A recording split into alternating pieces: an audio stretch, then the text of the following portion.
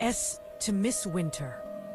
What makes you think we'd actually consider you for the part-time teaching position here at our university? The question came from a middle-aged woman with sharp glasses and sharper eyes. Two other interviewers flanked her, pens poised, as if my entire life depended on the next sentence I said. I forced a small smile, clutching my folder tight enough for my knuckles to ache. Because teaching has been my dream since I was little, I said, trying to keep my voice steady. I've loved helping children for as long as I can remember. I've been a volunteer tutor since high school, and I'm graduating top of my class. I just want to do something meaningful. You can do this, Alara, I reminded myself silently. You can do this, girl.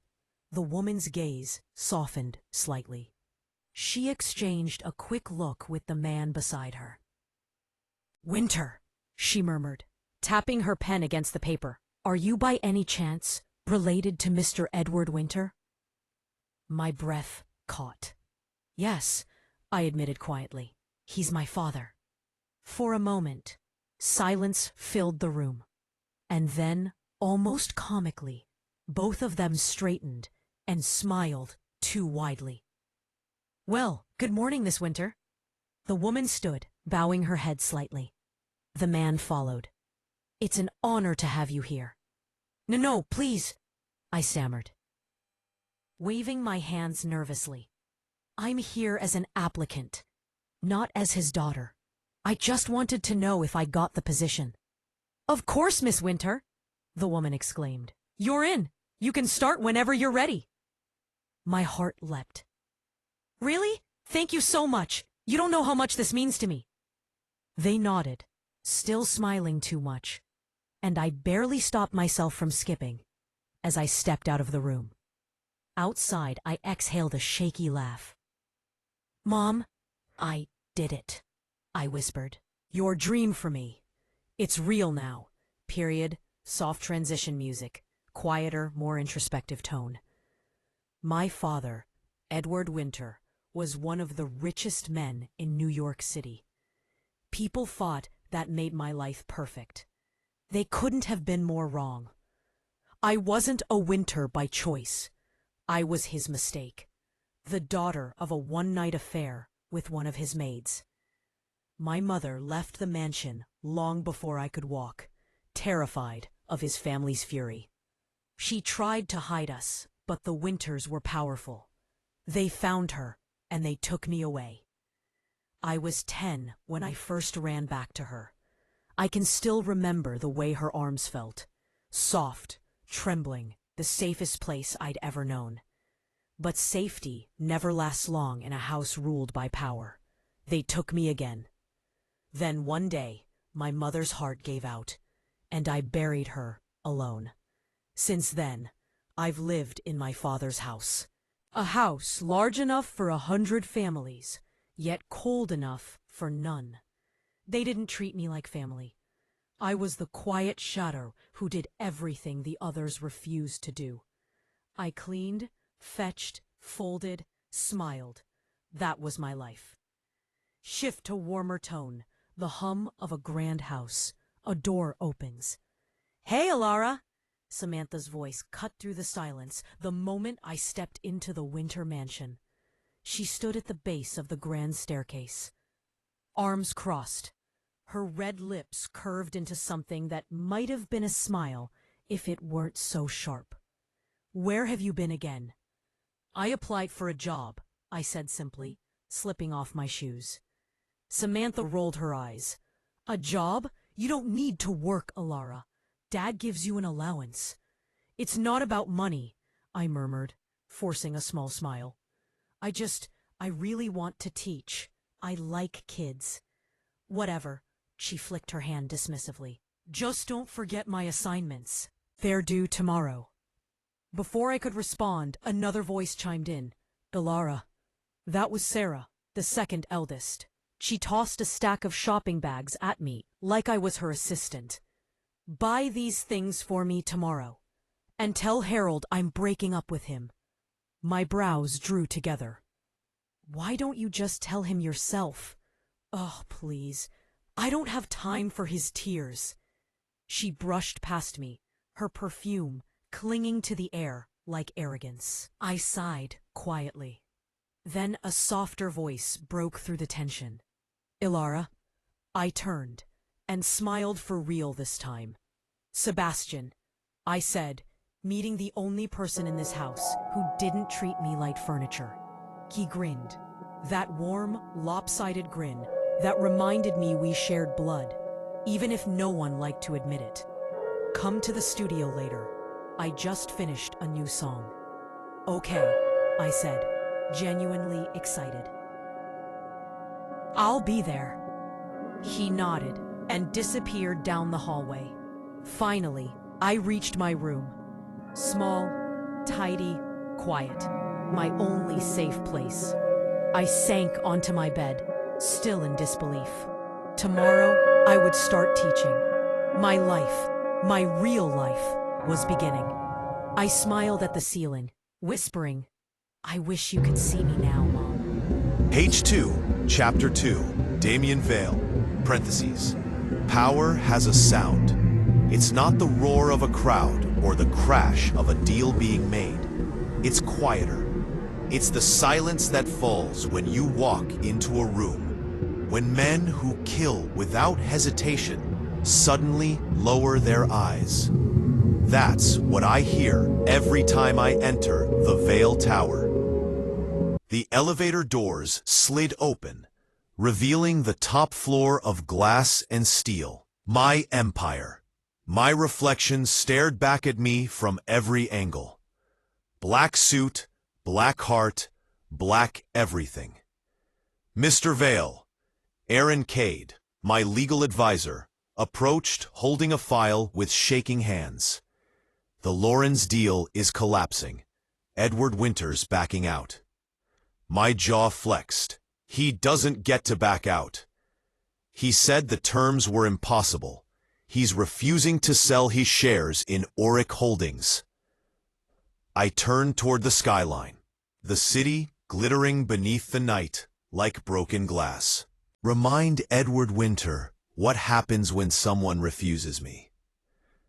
Aaron swallowed hard. Yes, sir. Wait.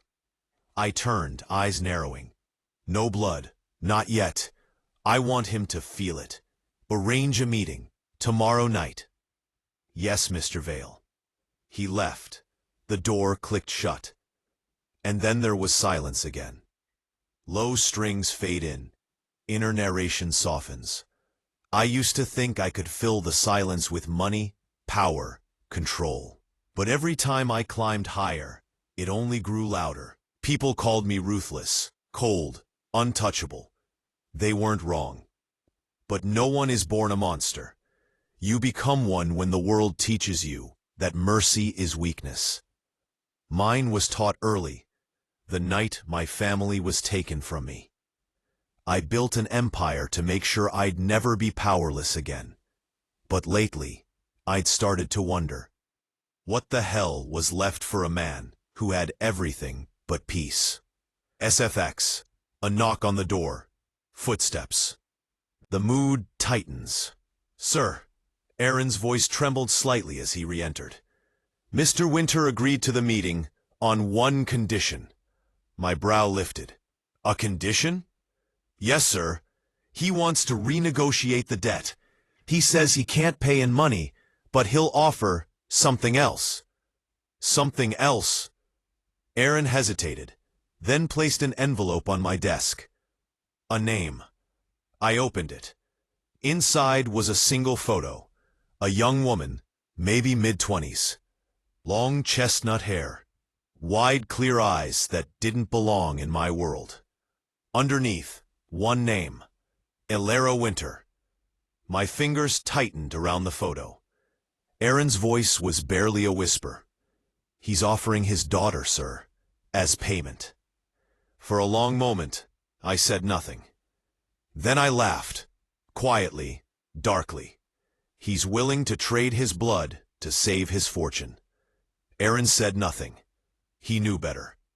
I placed the photo down on my desk. Her face caught the light. Soft, open, unguarded. The kind of innocence that shouldn't exist anywhere near me. She looks breakable, I murmured.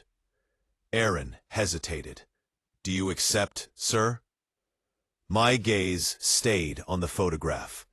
The longer I looked, the more curious I became. No woman had ever looked at me without fear or calculation. But this one, even through a photograph, felt like a challenge. I accept, I said finally. My voice was quiet, absolute. Tell Edward Winter that his daughter now belongs to me. Music darkens, heartbeat tempo builds, a slow cinematic fade. As the city lights bled into the horizon, I poured a glass of scotch and stared at her photo again. Somewhere out there, she had no idea her life had just changed forever, and neither did I. Because the moment I saw her eyes, I didn't know it yet, but that was the night the devil finally found his angel.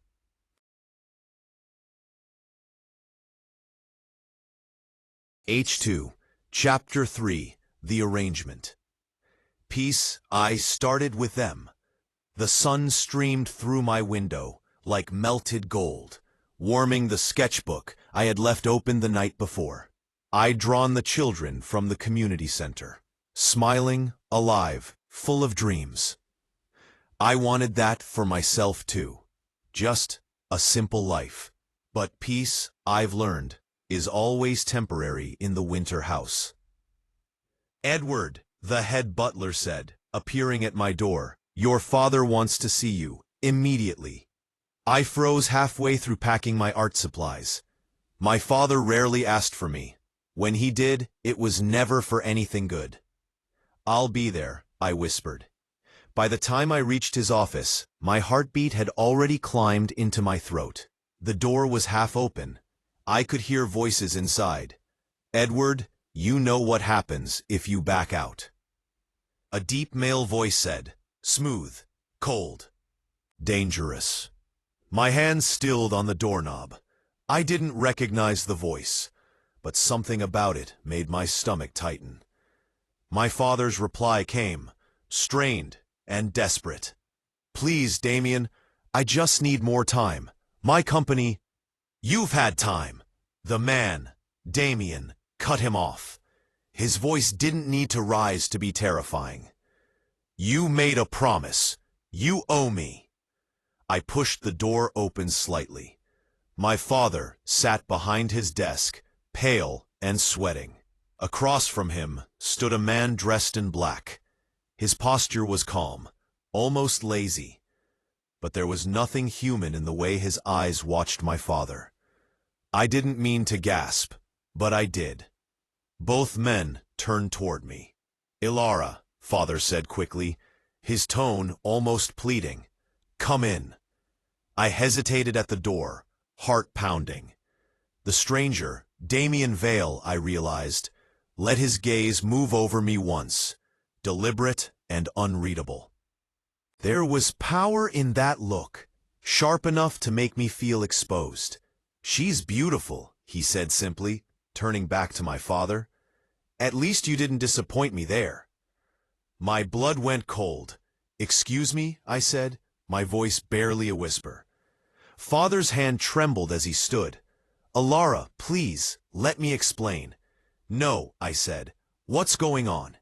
Damien stepped closer. He was taller than I expected, his presence heavy, his eyes like midnight glass. Your father owes me a debt, he said quietly. He cannot pay it with money, so he offered something priceless instead.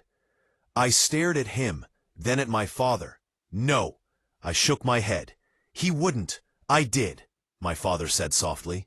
I turned to him, every piece of air leaving my lungs. You what? Ilara, I had no choice, he stammered. My company, our reputation, it was the only way to save everything. The only way? My voice cracked. You gave me away? Damien watched us silently, unmoved. Not gave, he corrected. Traded. I flinched. My father sank back into his chair, eyes full of guilt, but not enough strength to face me. You'll be taken care of, he whispered. You'll live comfortably. He's powerful. I don't care, I cried. I'm not some object you can hand over like a signature on a contract. Damien's tone didn't change. You will come with me, Miss Winter, tomorrow. I don't tolerate delays. My breath came in shallow bursts. And if I refuse? He stepped forward until the space between us felt too small. His scent, dark cologne, gunmetal, and control wrapped around me. Then your father's company collapses, he said softly, and every man who owes him money will come to collect, with interest. I wanted to scream.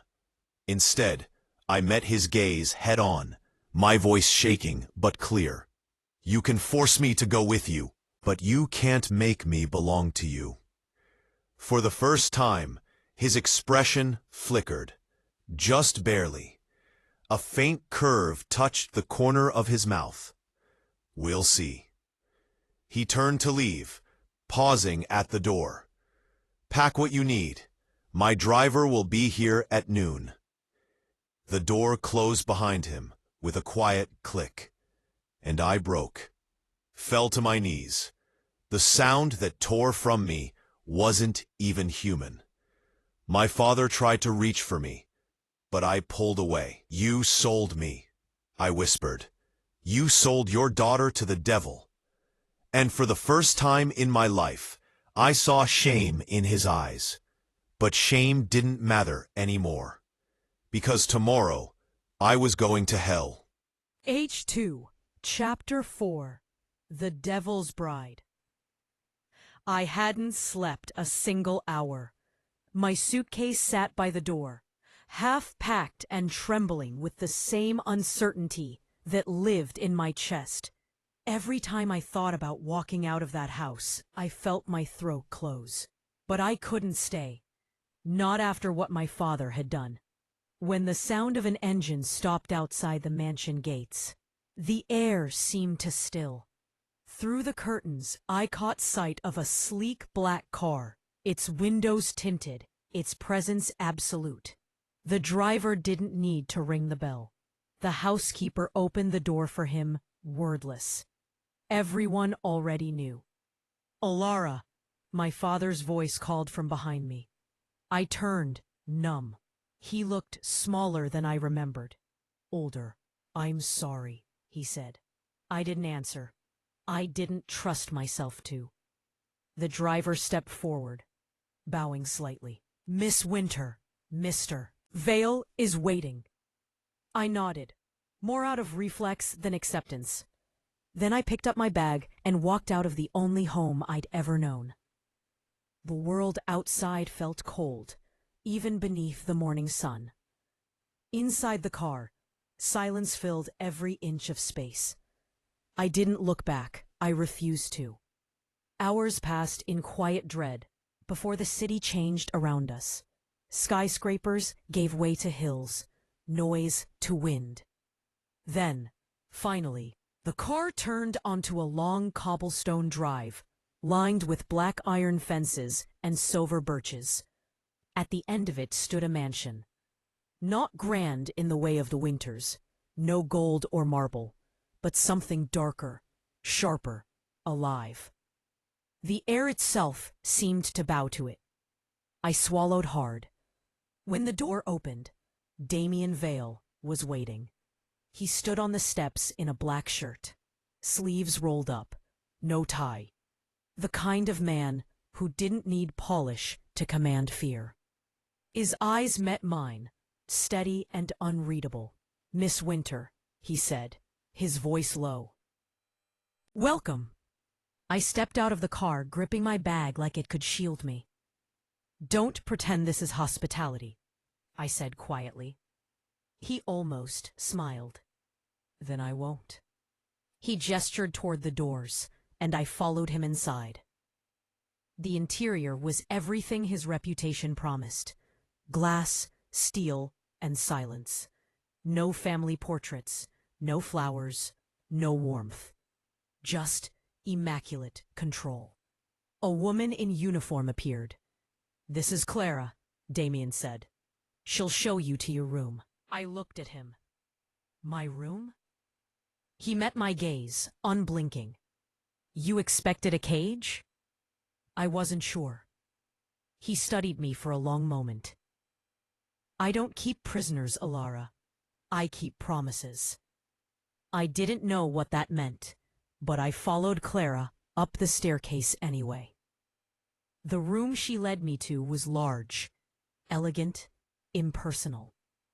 A window looked out onto the river. It was beautiful, and yet it felt like standing inside someone else's dream. When Clara left, I sat on the edge of the bed, burying my face in my hands. I didn't cry. I couldn't. A soft knock broke the silence. "Come in," I said, my voice barely audible. Damien entered, hands in his pockets. "You're quiet," he said. "What am I supposed to say?"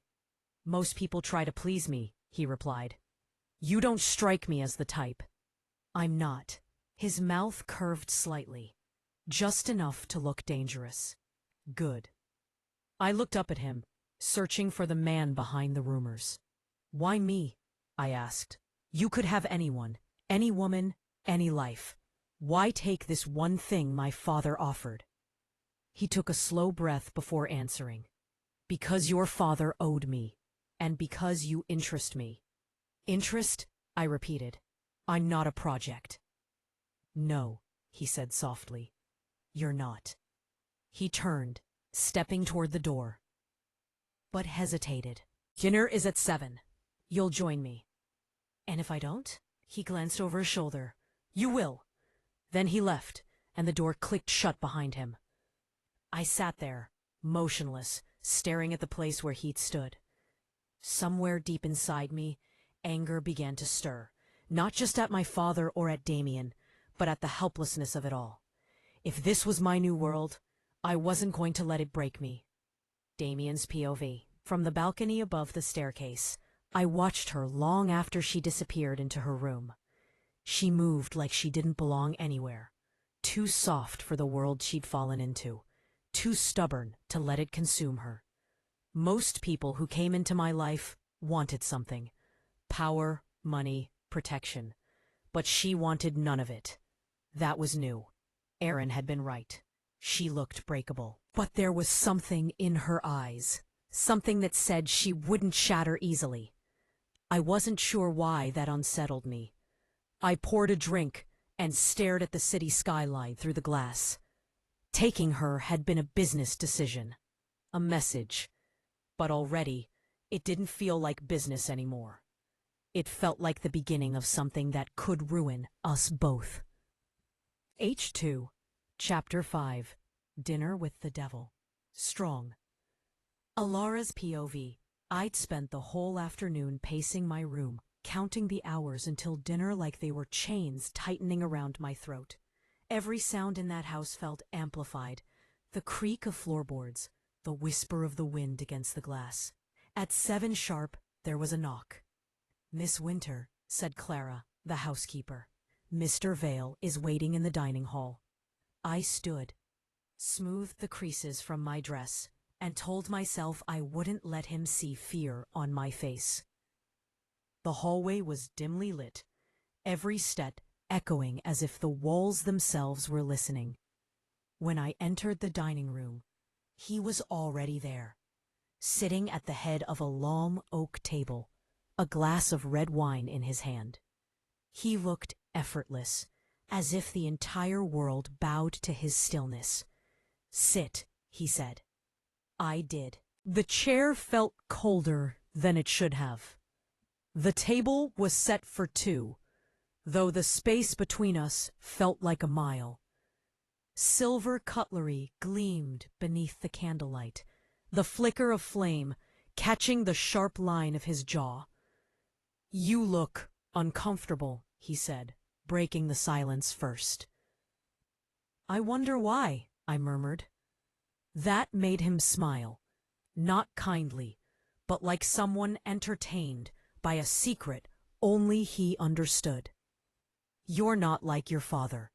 That's the best compliment I've had all day." He leaned back, swirling the wine in his glass. "You hate him. I have my reasons. And yet you'd defend him if I asked, wouldn't you?"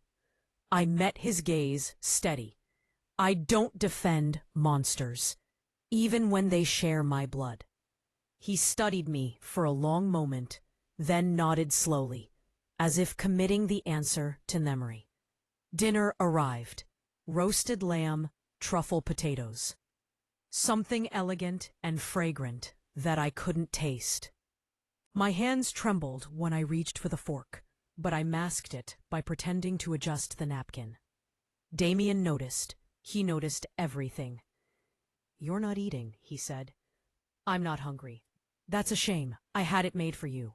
"For me, or for the image of obedience you expected?" His eyes darkened just slightly, though his tone remained even. "You think this is about obedience, isn't it?" He set his glass down. I leaned forward slightly. "Your father offered you to me like a pawn, Elara. If obedience was what I wanted, I'd have married him instead." His words hit harder than I expected. "Then what do you want from me?" He didn't answer immediately. His gaze drifted to the candle between us, the flame reflected in the silver of his eyes. When he finally spoke, his voice was lower, quieter. "I haven't decided yet." I sat back, breath caught somewhere between anger and confusion. "Do you enjoy making people afraid of you?" I asked. "No," he said, "but fear is honest. It tells me who people really are." "And what has it told you about me?" "That you're not afraid of me. Not enough, anyway." He was wrong, or at least I wanted him to be, because my heart was racing, and every time he looked at me, I felt the world tilt slightly out of place. I forced a brittle laugh. Maybe I'm just too tired to be scared. His expression softened, for just a second, almost imperceptibly. "Then you'll fit in here better than you think." We ate the rest of the meal in silence. The air between us felt heavier now, not with hostility, but with something neither of us wanted to name. When I finally pushed my chair back to stand, his voice stopped me. "Elara." I turned. "I don't expect gratitude," he said quietly. "But while you're here, you'll be treated as my wife, not as a prisoner, not as a debt." I frowned. "Why tell me that?" "Because I don't want you wondering what role to play." I hesitated. "And if I don't want the role at all?" He smiled faintly. "Then make a new one." And just like that, he stood and left the room. I stood alone among the half-finished plates and dying candles, my pulse still unsteady. Somewhere between his words and his silence, something dangerous had begun to shift. Not just between us, but inside me. Because for the first time since I'd stepped into this house, I wasn't sure if I wanted to leave. H2, Chapter 6, The Mark of His Name. Page strong, Elara's POV. Days passed like pages I couldn't turn fast enough. In Damien's house, time didn't flow. It waited. Every hallway, every polished marble step seemed to hold its breath, just like me. I saw him only in fragments. At breakfast, across the long dining table, where he'd read the paper in silence. In the evenings, in the study. Light from the fireplace, outlining his profile like something carved from shadow. He didn't speak much. But when he did, his words lingered, heavy and deliberate, like they were meant to test the air before they reached me. And I hated how much space he took up in my thoughts. Every time I tried to read, his voice threaded between the lines. Every time I tried to sleep, I'd see those eyes, the same ones that terrified me the night we met, now softened just enough to make me wonder what he was hiding behind them. It was on the fourth night that everything shifted again. I found him in the library, leaning against one of the old mahogany shelves, a glass in his hand, sleeves rolled up, eyes distant. "Couldn't sleep?" he asked without looking up. "I didn't realize you were keeping track," I replied. A faint smirk touched his mouth. "It's hard not to notice when someone keeps pacing past my office door at midnight." Heat crept up my neck. "Maybe I just like walking." He turned toward me then, his gaze sharp but amused. "You're the worst liar I've ever met." I crossed my arms. "Maybe you just don't know me well enough to tell." He took a slow step closer. "I know enough." Something about the way he said it made my breath catch. "What do you want, Damien?" I asked, quieter this time. His eyes held mine. "To understand why you don't break like everyone else." I froze. "You've been thrown into a life you never asked for," he continued, his tone calm, almost analytical. "Most people would have begged, bargained, but you don't. Would it make any difference if I did? No." He took another step closer. "But it would have told me who you are." I held his gaze even as my pulse stumbled. "And what do you think you've learned so far? That you were raised by people who taught you how to survive, not how to be free." The words hit something deep, something I didn't even know I'd been guarding. He set his glass down on the table between us. "I'm not your father, Alara. You don't have to perform here." "Then what am I supposed to do?" "Be honest." I let out a quiet laugh. "You're asking me to be honest in a house built on secrets?" He leaned in slightly, his voice dropping lower. "That's exactly why I want it." For a moment, we just stood there, the world shrinking to the space between us. The faint scent of his cologne, cedar, smoke, something sharp filled the air. And I realized I was trembling, not from fear this time, but from something dangerously close to curiosity. "You keep saying my name like it means something," I whispered. "It does," he said. "Every time I say it, you listen." He reached into his pocket and pulled something out, a small black velvet box. I stepped back. "What is that?"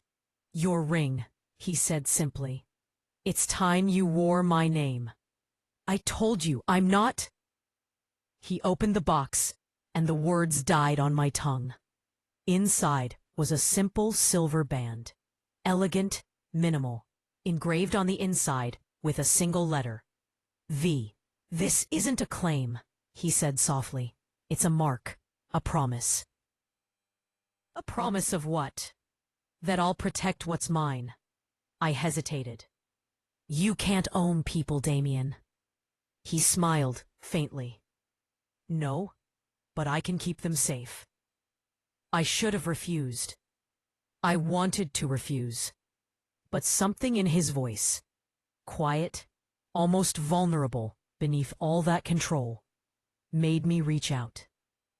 My fingers brushed against his as I took the ring. For a split second, our skin touched.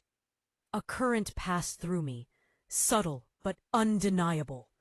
When I slipped the ring on, it fit perfectly. He looked at it for a moment, then met my eyes again. "Now the world will know who you are." I drew in a slow breath. "And who am I exactly?" His voice was low, steady, Alara Vale. The name felt foreign on my tongue, but in some strange way, it didn't sound wrong. He turned, walking toward the door. "Get some sleep," he said over his shoulder. "Tomorrow, I'll show you what it really means to be one of us." And then he was gone, leaving only the echo of his footsteps and the weight of his name circling inside me, like a secret I wasn't sure I wanted to keep. H2, Chapter 7, The Auction Night. H2, P. Ilara's POV. The night of the auction began like a dream I couldn't wake from. Silk, diamonds, the scent of power. It was everywhere. The Veil Tower glowed like something untouchable, wrapped in gold light and shadows. P. When Damien told me I'd be attending, I thought it would be some business gathering. I didn't realize it was the event, the one whispered about behind closed doors, where New York's most dangerous men came to show their wealth and test each other's power. P. I should have been terrified. But I wasn't. Not anymore. Because when Damien said, "You'll stand beside me tonight," it wasn't an order. It was a declaration. And for reasons I didn't fully understand, I wanted to live up to it. P. The elevator opened onto the top floor, revealing the ballroom that stretched beneath a domed skylight. Chandeliers shimmered like frozen stars. Men in black suits, women in gowns that glittered like sin. And at the center of it all, Damien Vale. He stood near the bar, speaking to someone I didn't recognize, his expression composed, unreadable. But when he saw me, the conversation stopped. He didn't smile. He didn't need to. His eyes said enough. I'd chosen a gown that brushed the floor, dark emerald silk, the color of forbidden things. It was too elegant, too revealing for me, but somehow it felt right. He moved toward me, every step measured. "You're late," he said quietly. I was deciding whether to come. His gaze dipped briefly, taking in the dress. "You made the right choice. I didn't do it for you." He leaned in, his breath warm against my ear. "Yes, you did." And I hated that he was right. The auction began shortly after. Art, properties, names whispered over champagne glasses. But it wasn't the items that mattered. It was the show of control. Who owned what? Who could afford to take what they wanted? I sat beside Damien, his presence both a shield and a storm. Every time someone looked at me too long, his hand would brush against mine, a small, unspoken warning to the room. He didn't need to say it. Everyone knew.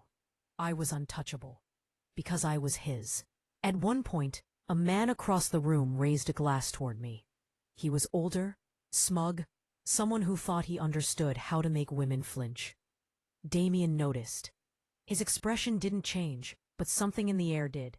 He leaned back, murmured something to Aaron, and within minutes, the man disappeared from the auction floor.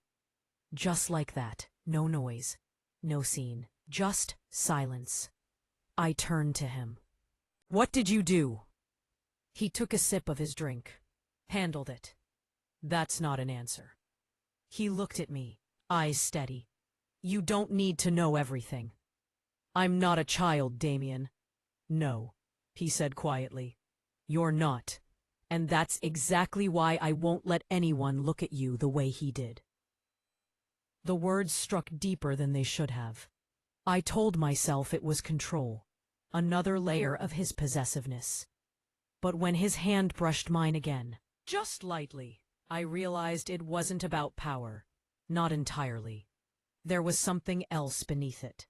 Something he didn't know how to name. Hours later, the crowd thinned.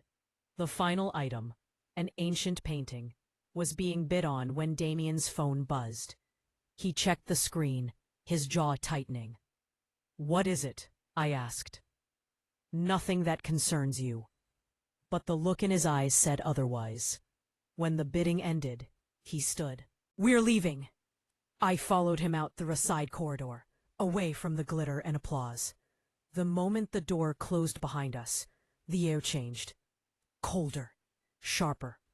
Two men were waiting at the far end of the hall. Damien's bodyguards stepped forward instantly, blocking me from view. I caught fragments, a voice, a name. Winter. My heart stopped. "Stay here," Damien said. "Damien, what's—" "Now." His tone left no room for argument. I froze as he walked forward, his voice low but dangerous. The words were muffled, but I could feel the tension, the threat pulsing in the air. One of the men said something that made Damien still completely. Then he moved. It happened fast, a blur of motion, a crash against the wall, a choked grunt. When it was over, the hallway was silent again. He turned, eyes darker than I'd ever seen them. Blood stained his cuff. "Are you hurt?" he asked, voice steady, as if nothing had happened. I shook my head, unable to speak. He took a step closer, lifted a hand, and brushed a stray strand of hair from my face. "Then it's fine. You can't just—" "Yes, I can." His tone softened. "Because when it comes to you, Ilara, there are no rules." I should have recoiled. I should have run. But instead, my heart betrayed me. It raced for him, for the man who terrified the world, but looked at me like I was the only thing worth keeping safe. That night, as the car carried us home through the city lights, I looked at him, his profile against the glass, calm, unreadable, and realized something terrifying. I wasn't afraid of him anymore. I was afraid of what I was starting to feel. Chapter 8. The First Lie. Starting with Ilara's POV. A whisper that shouldn't have meant anything. A stray comment from one of Damien's men in the hallway. But the moment I heard my father's name, I froze. That night, when the house had gone still, and the city outside was nothing but distant hums of traffic, I left my room. I told myself it was curiosity, but the truth was simpler. I was tired of being a mystery in my own life. Damien's office was dark, the fire burning low. The door wasn't locked. Of course it wasn't. He never needed locks. Fear did that for him. I stepped inside quietly, the faint scent of whiskey and cedar clinging to the air. Files were stacked neatly on his desk. Names, numbers, contracts. And near the corner, a single folder with my father's company logo stamped in red. Winter Industries. I shouldn't have opened it, but I did. The first page hit me like a blow. Debt settlement agreement, dated months before the night Damien came for me. My father's signature at the bottom. And just below it, one line written in Damien's unmistakable hand. Collateral, Ilara Winter. I didn't realize I was shaking until the papers slipped from my fingers. Collateral. Not daughter. Not person. Just payment. The door opened behind me. Couldn't sleep? His voice, calm as always. I turned, the papers still trembling in my hand. You knew. He stepped inside slowly. He stopped a few feet from me. His expression didn't change, but something in his eyes, something small, almost imperceptible, flickered. I didn't force him, he said finally. He came to me. Because you cornered him. I gave him a choice. No, you gave him a noose, Ilara. His voice sharpened. You think I enjoy any of this? Don't lie to me. I never have. I laughed bitterly. That's the biggest lie you've told yet. For a long time, he said nothing. Then, quietly, you think I wanted you like this? To take you as collateral? To make you hate me before I even knew you? He stepped closer. You were never part of the plan. Then why did you accept? He looked down at the papers in my hands, at his own name written beneath the signature line. When he spoke again, his voice was lower. Because your father didn't just owe money. He owed for lives. My breath caught. What do you mean? He exhaled slowly. 15 years ago, Winter Industries was laundering through one of my firms. He used my name, my men, and when the police got too close, he cut them loose. I lost people that night. Good men. Men who had families. And you think that makes this right? No, he said quietly. It just makes it honest. I shook my head. You could have ruined him in court. You didn't need me. He stared at me, long enough that I almost forgot to breathe. That's where you're wrong, he said finally. From the moment I saw your photo, I did need you. I just didn't understand why. The air between us thickened. Not anger now, but something heavier. Something that scared me more than his power ever had. I took a step back, but he followed. You want to hate me, he said. You need to. But tell me something, Ilara. Does it make it easier when I'm close like this? Because I can stop being the villain for a moment if you want. I can be just a man who made the wrong choice for the right reason. Damien. He reached out, his hand brushing against my wrist, slow, careful, like he was afraid I'd vanish. And for the first time, he didn't look like the devil everyone feared. Bree, he looked like a man who'd finally found something worth losing. You're not him, he said softly. You're nothing like your father. And what does that make me? His thumb traced the edge of my ring, the one with his mark. Mine, he said simply, whether you hate it or not. I wanted to pull away. I should have. But I didn't. Because even though everything inside me screamed that this was wrong, that I was nothing but collateral in his world, my heart betrayed me again. It believed him. That night, lying awake, I replayed every word, every look. I didn't trust him, not yet. But I couldn't hate him anymore, either. And that was the first lie I ever told myself. H3, Chapter 9, The Fire Beneath. The storm outside had finally quieted, but inside Vincent Hastings' penthouse, something else was stirring. Something warmer, more dangerous than any thunder that had shaken the city that night. Sophie stood by the window, watching the rain slide down the glass. Her reflection trembled in the dim light. A girl who once taught children how to color inside the lines, now caught in a world where everything bled outside them. She could feel him before she saw him. His presence filled the room, deliberate, steady, magnetic. Vincent's footsteps were unhurried, like he owned time itself. He didn't speak at first. Instead, he walked closer until he stood behind her. The faint warmth of his breath brushed against the back of her neck. Vincent, low, controlled. You're quiet tonight, Sophie. Shh, Sophie. Just wanted to keep the peace on my mind. Vincent, don't know where I belong anymore. Parenthesis. Imagine a dark scene. Her voice trembled, but she didn't step away, and tucked a stray strand of hair behind her ear. His touch lingered just long enough to draw a shiver down her spine.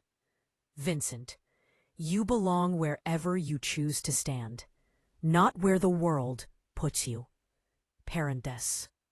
Bree. His words wrapped around her like the soft hum of thunder in the distance.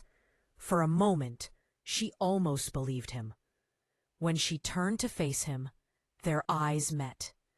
Gray and uncertain blue, the fire and the sea. The silence between them felt alive, breathing, waiting. He reached for her hand. She didn't resist. The calluses of his palm brushed her skin, rough yet grounding, as if to remind her he was real. Sophie, barely whispering, "You scare me, Vincent." Vincent, quietly, "I scare myself when it comes to you."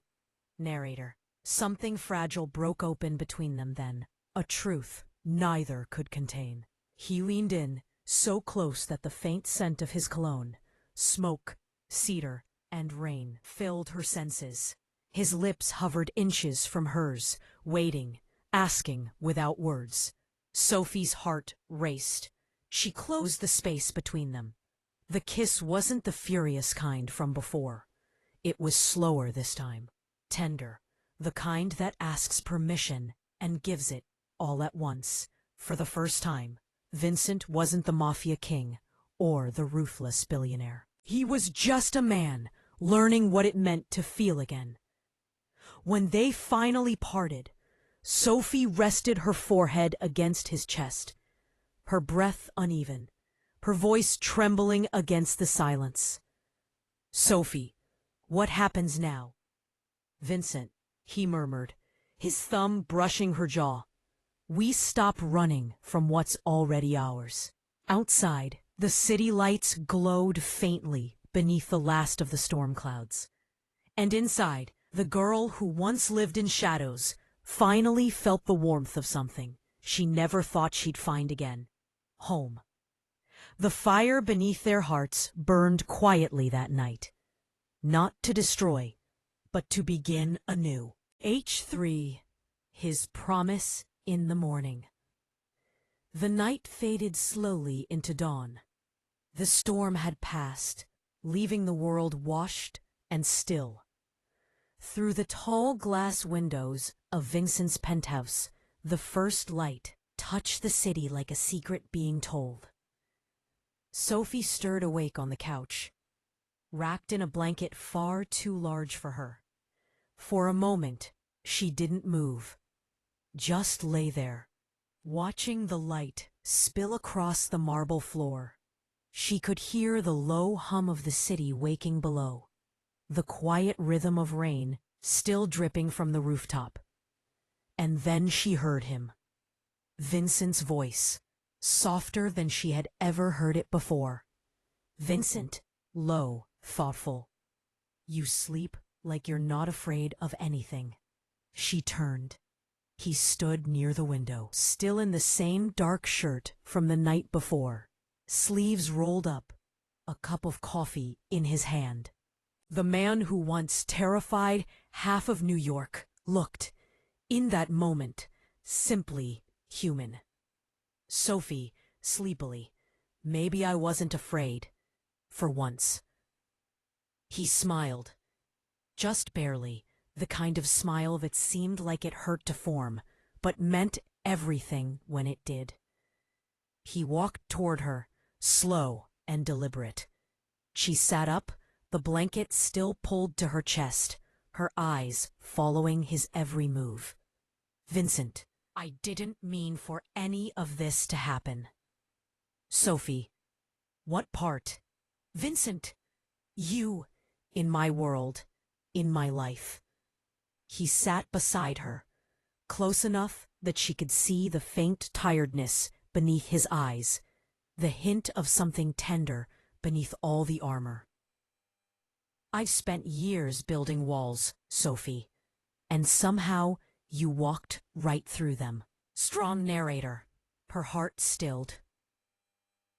There were no grand gestures, no declarations, just truth, raw and trembling.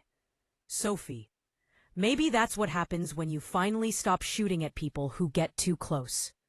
Narrator, slight smile in tone. He let out a breath that sounded almost like a laugh, his hand brushing through his hair. "Vincent, you're dangerous when you talk like that." Sophie, "Maybe I learned from the best." Narrator. Their laughter was soft, uncertain at first, then real. the kind that fills a room like sunlight. Vincent reached into his jacket and took out a small velvet box. Sophie froze. Sophie. Vincent? Vincent. Don't panic. Narrator. He opened the box. Inside wasn't a diamond ring or a grand gesture. It was a small gold pendant, shaped like a crescent moon. Vincent, quietly. It was my mother's. She used to say it keeps nightmares away. I don't know if I believe that, but I want you to have it. Narrator. Her eyes glistened as he reached forward, clasping the chain gently around her neck. His fingers brushed the back of her skin. Soft, reverent. Vincent, I can't change who I was, Sophie. But I can promise you this. No one will ever use you to hurt me, and no one will ever take you from me again. It wasn't the kind of promise made by angels, but by men who had walked through fire and still dared to hope. Sophie placed her hand over his heart. She could feel it, steady, unguarded, alive. I don't need you to be perfect, Vincent. I just need you to stay. And for once, the King of New York, the man feared by all, didn't command, didn't fight, didn't hide. He simply nodded. The morning sun rose fully then, spilling warmth across the two of them. And for the first time in years, Vincent Hastings didn't feel haunted. He felt found. 11. Chapter 11. The proposal he never planned. New York had its own rhythm. The constant hum of traffic, the distant wail of sirens, the pulse of a city that never slept. But on that day, amid all the noise and motion, time seemed to slow for Vincent Hastings. He stood in front of the grand windows of the Hastings Tower boardroom, overlooking the skyline that had once belonged to him alone. For years, that view had been his kingdom, proof of his power, his empire, his control. But now, as his reflection stared back at him, all he could see was her, Vincent. Low, reflective. I fought wars for less than this feeling. Strong narrator. Behind him, the sound of footsteps broke his thoughts. Joe, his most trusted man, cleared his throat.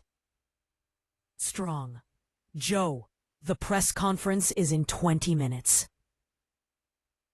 Are you sure about this? Vincent, for the first time in my life, yes. Narrator. It wasn't about reputation anymore. Not business. Not fear. This was about Sophie, the girl who had looked at him like he wasn't a monster, even when he believed he was. Meanwhile, Sophie stood in front of the mirror in Vincent's penthouse, her heart pounding. The silver pendant he had given her glimmered softly against her skin. She could still hear his words from that morning. No one will ever take you from me again. And though she wanted to believe it, the thought of stepping into his world, a world full of danger, power, and shadows, still made her hands tremble. Sophie, softly to herself, you wanted to teach children, not stand beside a man who owns half the city.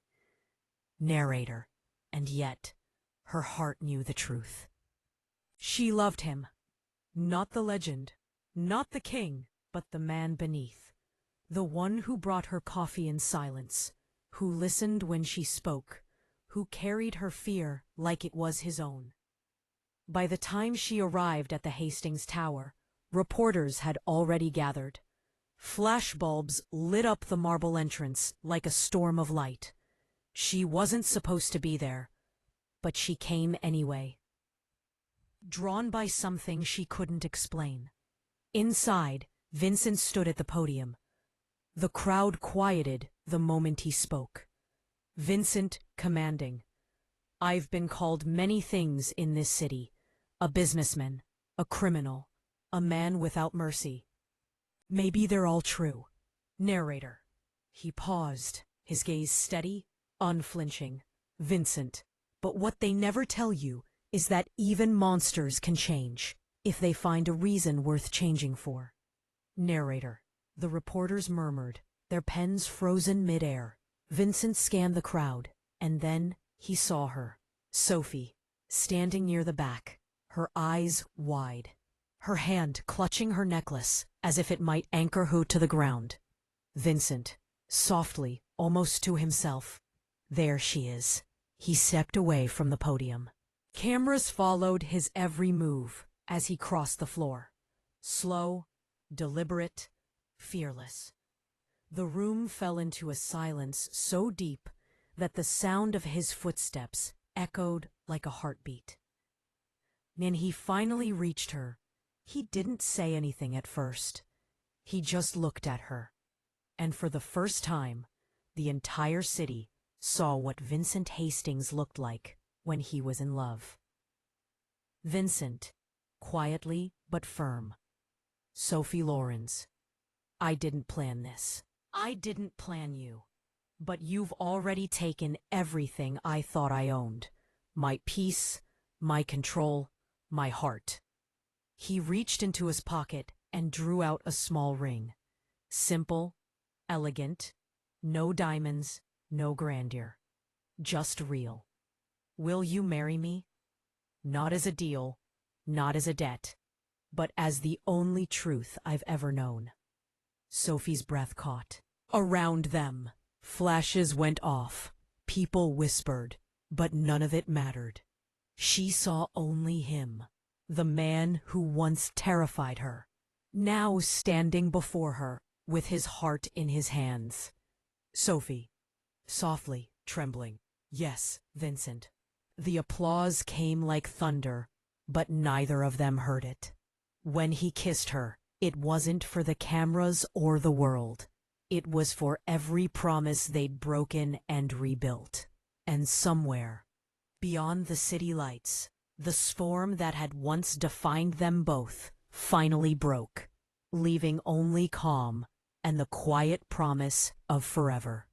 H3, Chapter 13, The Light After the Storm. H3, narrator, soft morning tone. The winter had passed. The city that once seemed cold and merciless now felt alive again. The hum of traffic blending with laughter, and the scent of fresh coffee drifting from the small cafes below. For months, no one had seen much of Vincent Hastings. The papers called it a disappearance, a mystery, a fall from grace. Brie. But for Sophie, it was something simpler. It was peace. Their home, no longer the glass and steel penthouse that looked down on Manhattan. Instead, they had chosen something quieter, a lakeside estate 2 hours north, where the mornings began with birdsong and ended with sunsets painted across still water. Sophie sat by the window, wrapped in a shawl, watching the golden reflection dance across the lake. Brie, the pages of her journal lay open on her lap, the ink still wet. Sophie, softly, reading to herself. Love doesn't erase who we were. It just teaches us who we can become. Narrator. Behind her, footsteps, slow, deliberate, familiar. Vincent entered the room, his shirt sleeves rolled, his expression softer than the man New York once feared. He carried 2 cups of coffee. Vincent, gently. You still write those lines you never let me read? Paragraph. Vincent, gently. You still write those lines you never let me read? Paragraph. People walking by. Vincent's bedroom being. Vincent, gently. Then no one seems to peer in despair. Strong. Sophie, smiling. I'll hold you to that. Narrator. He set the cup beside her and leaned on the windowsill, watching her face catch the morning light. There were still traces of the man he used to be. The sharp eyes, the quiet dominance. But they were tempered now by something warmer, something earned. Vincent, after a pause. You know, when I left that world behind, I thought I'd miss it.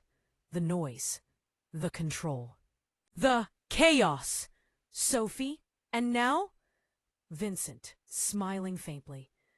Now I only miss it when you're not talking to me. Narrator. She laughed softly, the kind of laugh that didn't echo through walls, but settled straight into the heart. He reached for her hand, their fingers interlocking naturally, as if they'd always belonged there. Narrator. Reflective tone.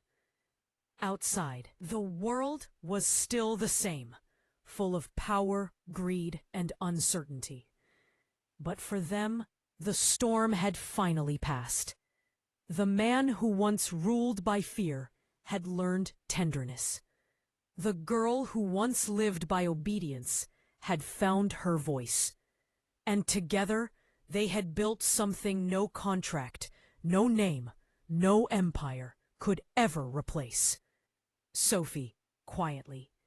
Do you ever think about it, the life we left behind? Shooting bot. Sometimes. But then I remember what I found instead. And what's that? Home. He kissed her forehead, slow, certain, unhurried. In that single moment, every war he fought, every wall he'd built, every scar he carried seemed to fade. And in its place stood a man reborn, not by force, but by love. As the sun rose higher, its light poured through the windows, washing over them both. The lake shimmered, the wind whispered through the trees, and for the first time in a long, long time, there was no past, no fear, no debt. Only peace, only love, only the quiet promise that they had found the life they were never meant to have, and chosen it anyway.